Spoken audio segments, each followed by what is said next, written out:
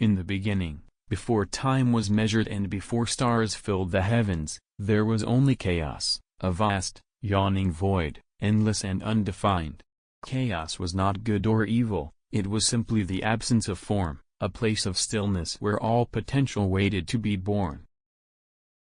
From this eternal emptiness stirred the first beings, primal forces of existence itself. Out of chaos came Gaia, the earth, a broad and nurturing foundation upon which all life would one day stand. From the depths arose Tartarus, a dark abyss beneath the ground, deep and terrifying. And from chaos also emerged Eros, love, the binding force that drew creation together, inspiring unions that shaped the cosmos. Soon after, the shadowed forms of Nyx night and Erebus darkness came forth. Their union gave birth to Ether the bright upper air and Hemera day, and thus the eternal cycle of night and day began. The universe was taking shape. Gaia, the earth, then gave birth to the vast sky, Uranus. He stretched across her body, becoming both her son and consort. Together, earth and sky joined to form the first world. Their union was fruitful and powerful, bringing forth the Titans, beings of colossal strength and cosmic force. 12 great Titans were born, 6 sons and 6 daughters. Among them were Oceanus, who encircled the world with rivers, Hyperion, lord of heavenly light, Coeus, the inquisitive, Crius, bearer of constellations, Iapetus, ancestor of mortal men, and Cronus, the youngest and most cunning. Alongside them came the Titanesses, Thea, mother of sun and moon, Rhea, destined to be the mother of gods, Themis, embodiment of divine law, Mnemosyne, keeper of memory, Phoebe, radiant with brightness, and Tethys, nourishing sea. But Gaia also bore children of monstrous form, the Cyclopes, one-eyed smiths of thunder and lightning, and the Hecatoncheires, 100-handed giants with 50 heads, terrifying in their power. Yet Uranus, fearing these beings, looked upon them with disgust. He thrust them deep into Gaia's womb, imprisoning them in the earth. The pain was unbearable, and Gaia's heart grew heavy with grief and anger. Determined to free herself, Gaia forged a flint sickle and begged her Titan children to rise against Uranus. Fear gripped most of them, but the youngest, Cronus, stepped forward. Ambitious and ruthless, he agreed to strike his father. One night, as Uranus descended to lie with Gaia, Cronus ambushed him. With the sickle, he severed Uranus, casting his blood across the earth and his severed parts into the sea. From the foam that rose upon the waves emerged Aphrodite, goddess of love and desire, radiant and eternal. From Uranus's blood sprang the Furies, spirits of vengeance, the giants, destined for great battles, and the Melee, nymphs of the ash trees. As Uranus fell, he cursed his son, "As I have been overthrown by mine, so shall you be undone by yours." Thus began the age of the Titans, with Cronus as ruler of the cosmos. The Age of Cronus.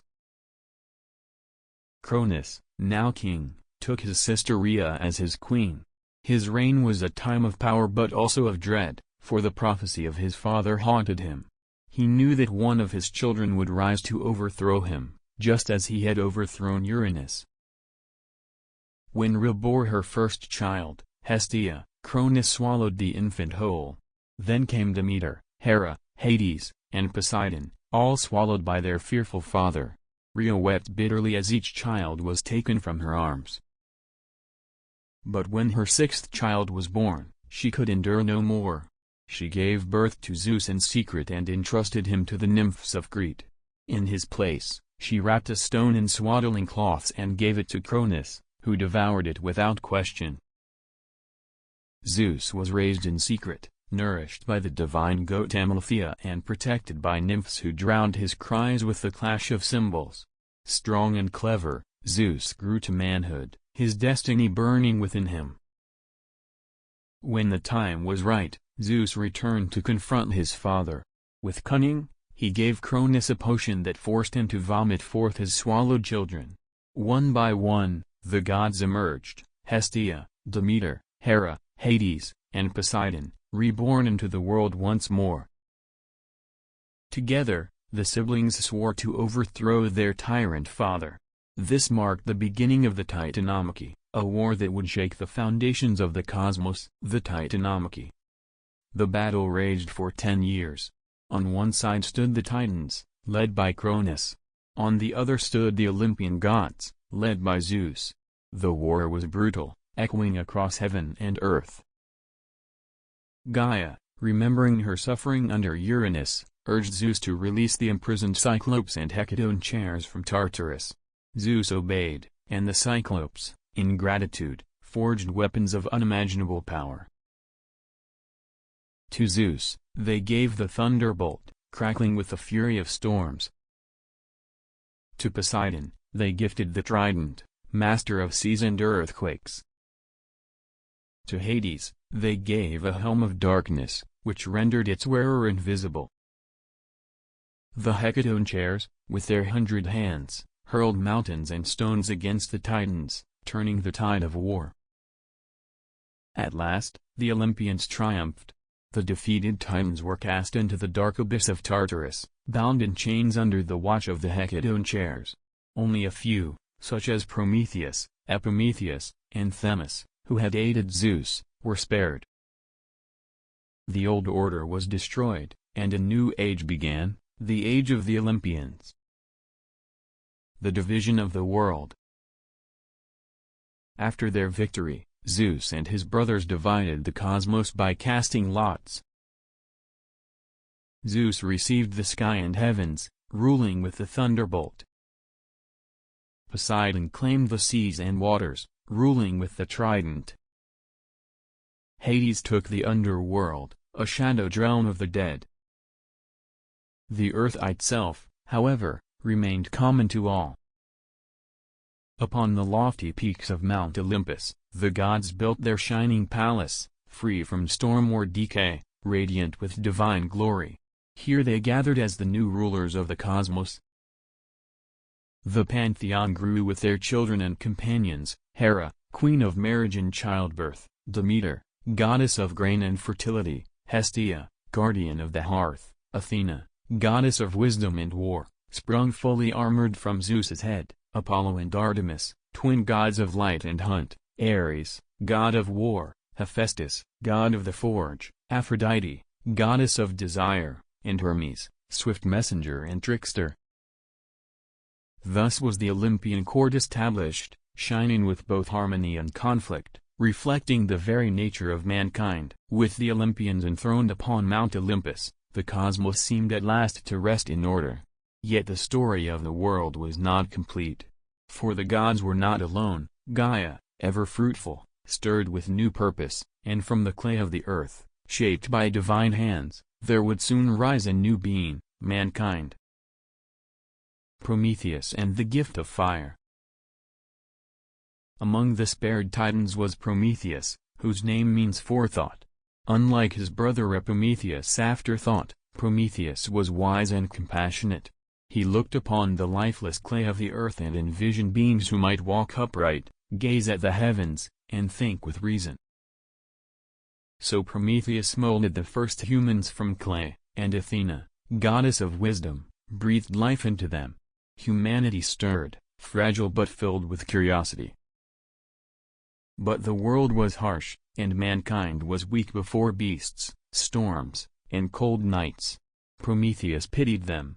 He begged Zeus to grant them fire, the sacred flame that warmed, cooked, and forged. Yet Zeus, ever wary of empowering mortals, refused. Fire, he declared, belonged only to the gods. Prometheus defied the king of Olympus. He stole a spark of fire from the chariot of the sun, hiding it within a fennel stalk, and delivered it to mankind. Flames rose on the earth, and humans flourished, baking bread, forging metal, and lifting themselves from the darkness. Zeus was furious. To punish mankind, he ordered the creation of a woman of beauty beyond measure. The gods adorned her with gifts. Aphrodite gave her charm, Hermes cunning speech, Athena skill, and the Graces adorned her with finery. She was named Pandora, all-gifted.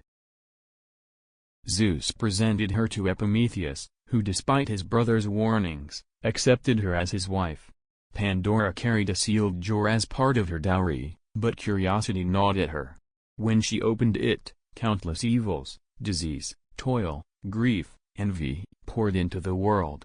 Horrified, she shut the lid, but only one thing remained inside, hope. Thus, mankind lived with suffering, yet never without the light of hope. Prometheus, meanwhile, suffered for his defiance. Zeus chained him to a lonely rock, where each day an eagle tore at his liver, which grew back by night. For ages he endured this torment, until a future hero would set him free. The 5 Ages of Man. The poets spoke of humanity's journey in 5 ages. The Golden Age, when men lived without toil, in harmony under the rule of Cronus. The Silver Age, when arrogance grew and mortals dishonored the gods, destroyed by Zeus. The Bronze Age, filled with warlike men, whose strength was great but hearts cruel. The Heroic Age, a brief shining era of demigods and noble deeds, Perseus, Heracles, Theseus, Jason, men who stood between gods and mortals. The Iron Age, the age of the poet and our own, a time of struggle, labor, and sorrow, when virtue wanes and men live under hardship. It was within the Heroic Age that the most enduring tales were born. Perseus and the Gorgon's Head. Perseus was the son of Zeus and Danae, born from a prophecy foretelling that he would kill his grandfather, King Achilles. Fearing this fate, Achilles cast mother and child into the sea, but they survived and were raised by a kindly fisherman, Dictys. As a young man, Perseus was tasked with an impossible quest, to slay Medusa, the Gorgon whose gaze turned men to stone. Guided by Athena and Hermes, he received divine gifts, a polished shield, a winged sword, and swift sandals. With cunning, Perseus avoided Medusa's petrifying gaze by watching her reflection in his shield. With a single strike, he severed her head. From Medusa's blood sprang Pegasus, the winged horse. Perseus later rescued the maiden Andromeda from a sea monster, marrying her and founding a royal line. Yet destiny could not be avoided. By accident, Perseus struck down Achilles, fulfilling the prophecy he was born to escape. Heracles, the greatest of heroes. No mortal was more renowned than Heracles, son of Zeus and Alcmene. But Hera, queen of the gods, despised him, for he was the living reminder of her husband's infidelity. From birth she tried to destroy him, sending serpents into his cradle, yet even as an infant Heracles crushed them with his bare hands. Hera's hatred never ceased. In madness inflicted by the goddess, Heracles slew his own family. To atone, he was sentenced to perform the 12 labors, tasks so impossible that no man should survive them. Yet Heracles, armed with courage and strength, endured them all. Slay the Nemean lion, whose hide no weapon could pierce. Destroy the Lernaean hydra, regrowing heads of venom. Capture the golden-horned Ceryneian hind. Bring back the Erymanthian boar. Clean the vast Augean stables in a single day. Defeat the deadly Stymphalian birds. Capture the raging Cretan bull. Seize the man-eating mares of Diomedes. Win the girdle of Hippolyta, queen of the Amazons. Steal the red cattle of Geryon. Pluck the golden apples of the Hesperides. Descend into Hades and bring forth Cerberus, the 3-headed hound. Through sweat, blood, and toil, Heracles triumphed. Though mortal, his deeds earned him immortality, and after his death by poisoned blood, he was welcomed among the gods on Olympus. Theseus and the Labyrinth. Another hero rose in Athens, Theseus, son of King Aegeus or Poseidon, by some accounts. Brave and cunning, he cleared the roads to Athens of monstrous bandits during his youth. His greatest trial came in Crete, where the Athenians were forced to send youths as tribute to the Minotaur, a monstrous half-man, half-bull imprisoned in the labyrinth of King Minos. Theseus volunteered to end the horror. With the help of Ariadne, daughter of Minos, who gave him a ball of thread, Theseus entered the twisting labyrinth. He slew the Minotaur and retraced his path, guided by the thread. Upon returning to Athens, he was hailed as a unifier and king, the founder of its laws and festivals. Yet his life ended in exile and obscurity, for even heroes could not escape the bitterness of fate. Jason and the Argonauts. The tale of Jason began with a lost throne. To reclaim it, he was sent to fetch the Golden Fleece, guarded far away in Colchis. Gathering a band of heroes, the Argonauts, including Heracles, Orpheus, and Atalanta, Jason set sail aboard the ship Argo. Through storms, harpies, and clashing rocks, the Argonauts pressed on. In Colchis, Jason was aided by Medea, a sorceress who betrayed her family out of love for him. With her magic, Jason overcame impossible tasks and seized the fleece. Yet his triumph ended in tragedy. Betrayals and vengeance tore his life apart, and Medea's wrath destroyed his family. Jason, once hailed a hero, died alone, crushed by the rotting hull of the Argo, a bitter end to a glorious quest. The heroic age burned bright with these deeds, a fleeting golden light before fading into shadow. The gods looked on, sometimes aiding, sometimes punishing, but always reminding mortals that fate cannot be escaped. The cursed house of Thebes. Long after the gods had claimed Olympus and heroes had carved their names into legend, there rose a city destined for sorrow, Thebes. Its founder, Cadmus, slew a mighty serpent sacred to Ares. From its teeth, he sowed warriors who sprang from the earth, fierce and fully armed. These Spartoi became the ancestors of Theban nobility. But Cadmus's act invited a curse that lingered upon his house for generations. The most tragic heir of this curse was Oedipus. At his birth, a prophecy declared he would kill his father and marry his mother. Horrified, his parents, King Laius and Queen Jocasta, left the infant to die on a mountainside. Yet fate had other plans. A shepherd saved him, and he was raised in another kingdom, unaware of his true bloodline. As a young man, Oedipus heard whispers of the prophecy and fled his supposed parents, thinking to escape destiny. On the road, he quarreled with a stranger and slew him, his real father, Laius. Arriving at Thebes, he confronted the Sphinx, a monstrous riddle keeper who devoured all who failed to answer her questions. Oedipus solved her riddle: what walks on 4 legs in the morning, 2 at noon, and 3 at night? Answering man. Defeated, the Sphinx threw herself from the cliffs. The grateful Thebans crowned Oedipus king, giving him Jocasta, the widowed queen, as his wife. 4 years he ruled wisely, fathering children. But when plague struck the city, the truth came to light: he had fulfilled the prophecy. Jocasta hanged herself in despair, and Oedipus, in horror, blinded himself and wandered into exile. The curse followed his children, leading to wars between his sons, and the tale of Thebes became one of endless bloodshed, showing how fate cannot be outrun, no matter how men struggle. The Trojan War. If Thebes showed the cruelty of prophecy, Troy revealed the cost of pride and passion. The seeds of the Trojan War were sown when the Trojan prince Paris was asked to judge which goddess was fairest, Hera, Athena, or Aphrodite. Hera promised him power. Athena promised wisdom and victory in war, but Aphrodite promised him the most beautiful woman alive. Paris chose Aphrodite, earning her favor but the hatred of Hera and Athena. That woman was Helen, wife of King Menelaus of Sparta. Paris carried her away to Troy, and the Greek kings, bound by oaths of loyalty, gathered a vast army under Agamemnon to win her back. Among them were the mightiest heroes, Achilles, Odysseus, Ajax, Diomedes, names etched in eternity. The war raged for 10 years. The gods themselves took sides, their quarrels spilling into mortal battle. Agamemnon angered Artemis and sacrificed his daughter Iphigenia for favorable winds.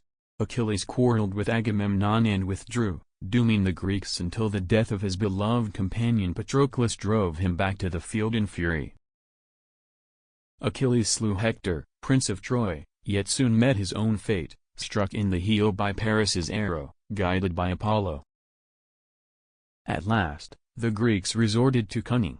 On Odysseus's counsel, they built the Trojan Horse, a hollow wooden gift left at Troy's gates. Believing their foes defeated, the Trojans dragged it inside. By night, Greek warriors crept out, opened the gates, and the city burned. Troy fell, but victory brought no peace. Agamemnon was murdered by his wife Clytemnestra. Ajax perished in madness. And Odysseus wandered 10 long years before reaching Ithaca, tested by storms, monsters, and gods. The Trojan War showed that even the greatest glories end in ashes, and the wrath of gods follows men long after the battle is won. The Underworld and the Rule of Fate. Beyond life's struggles lay the Underworld, ruled by Hades, stern and just. The dead crossed the rivers of shadow, Styx, Lethe, Acheron, Phlegethon, and Cocytus, guided by Charon the ferryman. At the gates stood Cerberus, the three-headed hound, barring escape. Souls faced judgment. The wicked sank to Tartarus, where torment awaited. The common souls wandered the asphodel fields, neither punished nor rewarded. The noble and heroic found rest in the Elysian fields, a paradise of eternal peace. Even gods feared the power of Moira, the three fates. Clotho spun the thread of life, Lachesis measured its length, and Atropos cut it when time was done. Not even Zeus could defy them, for fate ruled gods as surely as men. Mortals sometimes braved the underworld. Orpheus descended to retrieve his beloved Eurydice, but lost her by looking back too soon. Heracles wrestled Cerberus into daylight. Odysseus sought counsel from the shades of the dead. Each return changed, for none could walk in shadow and remain untouched. The decline of the Olympians. The age of heroes waned, and with it the gods themselves began to fade from mortal hearts. As Rome rose, the Olympians took on new names. Zeus became Jupiter, Hera became Juno, Poseidon became Neptune. They were honored still, but as symbols of empire rather than living divinities. New cults and faiths spread across the lands. Mithras the soldier's god, Isis from Egypt, the stern laws of Judaism, the philosophy of Stoics and Epicureans. And then, Christianity rose, preaching one eternal God, and the old temples grew silent. The Olympians did not die, but they changed. No longer worshipped as masters of fate, they became eternal archetypes: Zeus the ruler, Athena the wise, Aphrodite the lover, Ares the warrior. Their temples crumbled, but their stories lived on, whispered in poetry, painted in fresco, carved in marble, revived in the Renaissance, reborn in books, films, and imagination. The myths endure not as religion, but as mirrors of the human soul.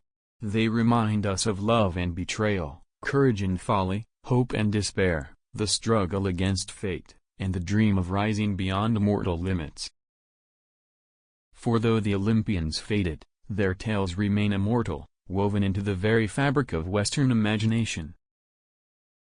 Final reflection. Thus ends the great cycle of Greek mythology. Born from chaos, the cosmos rose through strife. From Titans to Olympians, power passed by blood and betrayal.